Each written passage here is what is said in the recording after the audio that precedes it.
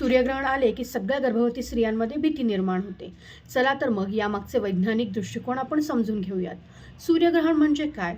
तर चंद्र हा सूर्य आणि पृथ्वीच्या मध्ये येतो. त्यामुळे काही वेळासाठी सूर्याचा प्रकाश हा झाकला जातो. हे पूर्णपणे ॲस्ट्रॉनॉमिकल आहे. तर प्रश्न असा आहे की या ग्रहणामुळे गर्भवती स्त्रियांमध्ये किंवा त्यांच्या बाळाला काही धोका निर्माण होतो का?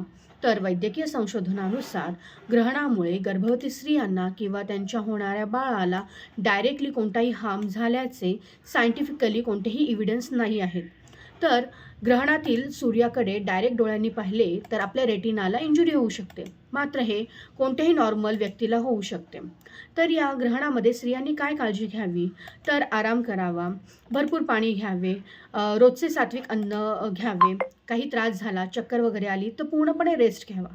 मात्र काही घरांमध्ये गर्भवती स्त्रियांनी ग्रहणामध्ये बाहेर जाऊ नये किंवा वॉशरूमला जाऊ नये, कोणतेही कटिंग करू नये किंवा सुईदोरा हाताळू नये असे सांगितले जाते. मात्र ही पूर्णपणे त्यांची श्रद्धा आहे. यामागे कोणतेही मेडिकल प्रूव्हन एव्हिडन्स नाही आहेत. त्यामुळे ग्रहणामध्ये काम राहा आणि स्ट्रेस घेऊ नका.